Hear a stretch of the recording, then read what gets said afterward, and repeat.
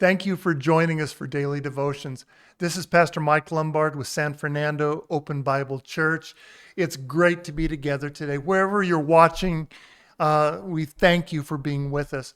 Our church has been really focused on the presence of God, and what we really look at is the manifest presence of God. Today, I want to back up and go to Psalm 95, and I want to look at some things that can apply to us. The world today has so many challenges. You can watch the news and there is war, there's conflict, there's economic issues.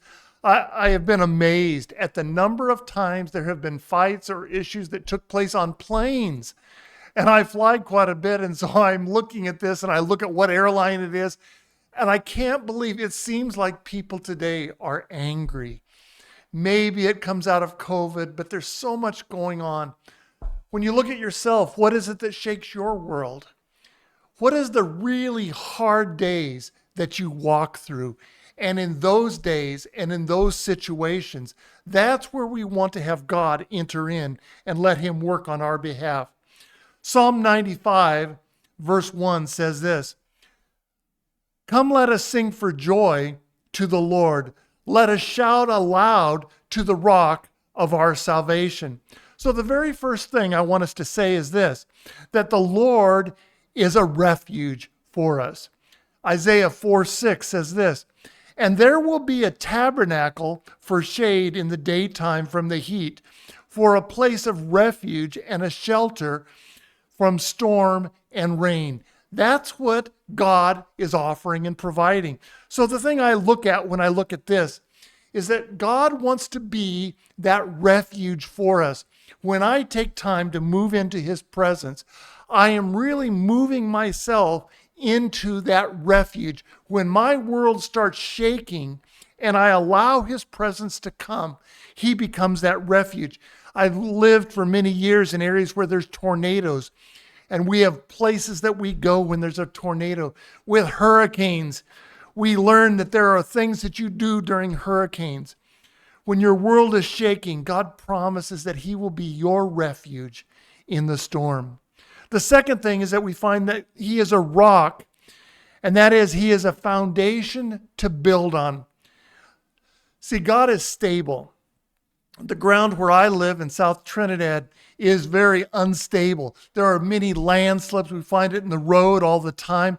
But the thing about God is that he is stable. Listen to what Jesus said in Matthew 7, verses 24 and 25. "Therefore, whoever hears these sayings of mine and does them, I will liken him to a wise man who built his house on the rock." And verse 25, "And the rain descended, and the floods came, and the winds blew and beat on that house, and it did not fall, for it was founded on the rock." I think there's something about having ourselves with that rock. The third thing about this rock is the rock is an anchor. Hebrews 6:9 says, "This hope we have as an anchor of the soul, both sure and steadfast, and which enters the presence behind the veil," in the very presence of God. On the hardest day of my life, so far in my life, my wife had just given birth to our daughter, Alexandra, and we were in the hospital. She was quite a bit premature. She was in newborn intensive care. My wife was in the hospital. They let me stay with her, brought a chair.